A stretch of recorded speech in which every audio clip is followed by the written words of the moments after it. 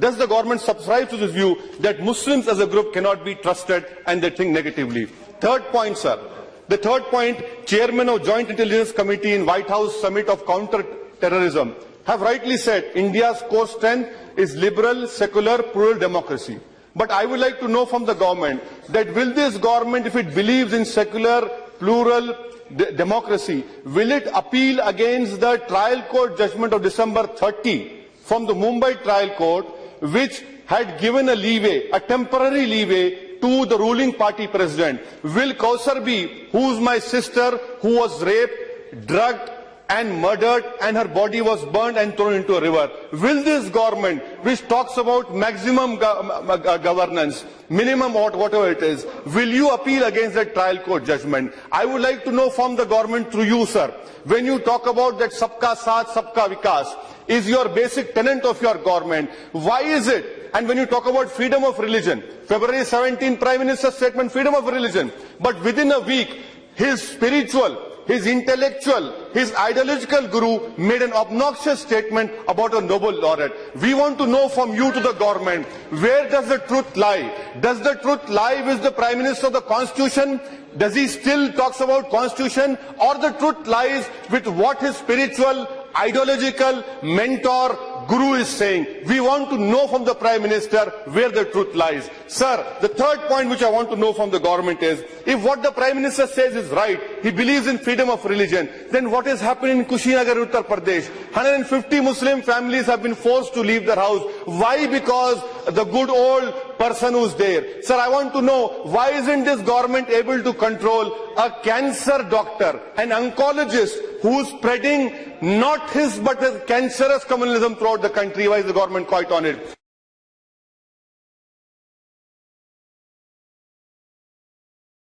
आदरणीय सभापति महोदय जी,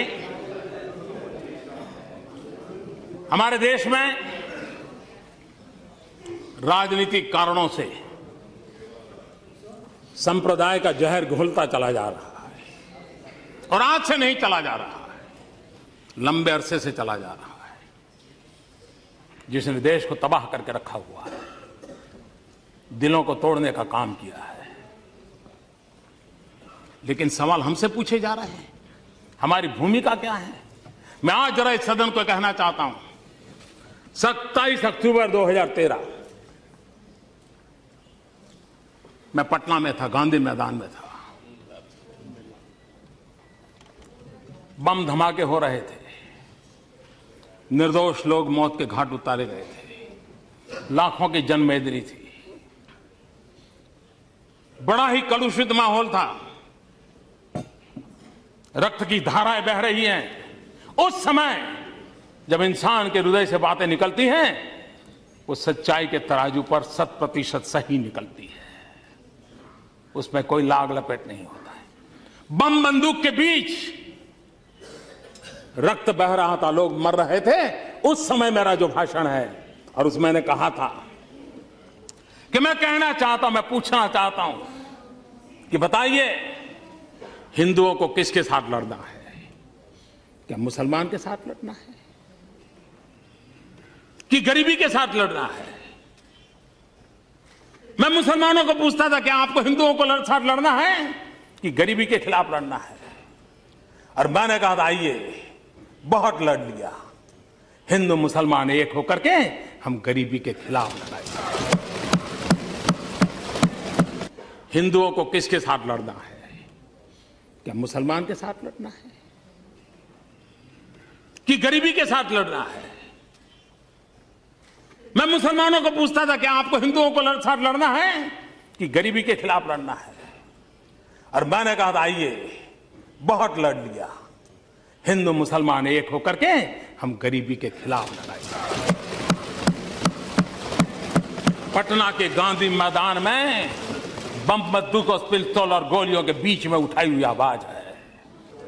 भारत को प्रेम करने वाले हर व्यक्ति के लिए ये बात साफ है, यह देश विविधताओं से भरा हुआ है। विविधता में एकता, यही हमारे देश की पहचान है, ये हमारी ताकत है। हम एक रूपता के पक्षकार नहीं है। हम एकता के पक्षकार हैं और सभी संप्रदायों का फलना फूलना ये भारत की धरती पर ही संभव होता है। ये भारत की विशेषता है। और मैं ये कहना चाहता हूं कि हमारा जो संविधान बना है वो संविधान हजारों साल के हमारे चिंतन की अभिव्यक्ति है। हमारा जो संविधान बना है वो हमारे भारत के सामान्य मानवी की आशा आकांक्षाओं को प्रतिबिंबित करने वाला संविधान है। और इस संविधान के मर्यादा में रह करके देश चल सकता है। देश संविधान की मर्यादाओं के बाहर नहीं चल सकता है। किसी को भी कानून हाथ में लेने का अधिकार नहीं होता है। किसी को भी संप्रदाय के आधार पर किसी के साथ डिस्क्रिमिनेशन करने का अधिकार नहीं होता है। हर एक किसी को अपने साथ चलने का अधिकार है। और मेरी जिम्मेवारी है सरकार में बैठा हूं, सरकार कैसे चलेगी उसकी जिम्मेवारी है। और इसलिए मैं आपको कहना चाहता हूं और मैं बार बार कहता हुआ आया हूं, संप्रदाय के नाम पर अनाप शनाप बातें करने वालों को कहना चाहता हूं, मैं ये कहना नहीं चाहता हूं आज मैं आपका मुंह बंद करने के लिए मेरे पास हजारों चीजें हैं, मैं समय बर्बाद नहीं करता हूं, इसके लिए मैं समय बर्बाद नहीं करता हूं। लेकिन मैं आपको कहना चाहता हूं हमारा कमिटमेंट क्या है वो मैं आपको कहना चाहता हूं। मैंने बार बार कहा है मेरी सरकार का एक ही धर्म है।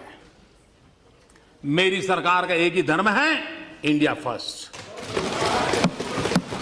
मेरी सरकार का एक ही धर्म ग्रंथ है भारत का संविधान। मेरी सरकार की एक ही भक्ति है भारत भक्ति। मेरी सरकार की एक ही पूजा है 125 करोड़ देशवासियों का कल्याण। मेरी सरकार की एक ही कार्यशैली है सबका साथ सबका विकास। मेरी सरकार का एक ही धर्म है इंडिया फर्स्ट।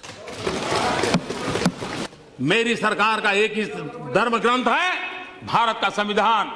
मेरी सरकार की एक ही भक्ति है भारत भक्ति। मेरी सरकार की एक ही पूजा है 125 करोड़ देशवासियों का कल्याण। मेरी सरकार की एक ही कार्यशैली है सबका साथ सबका विकास। और इसलिए हम संविधान को लेकर के संविधान की सीमा में रह करके देश को आगे बढ़ाना चाहते हैं। हमारे यहां एकम सत विप्रहा बहुधा वदंती हमारा तत्व ज्ञान रहा। Truth is one says calls in a different way. सत्य एक है, विद्वान लोग उसको अलग अलग तरीके से कहते हैं। ये हम कहने वाले लोगों में से है। और इतना ही नहीं,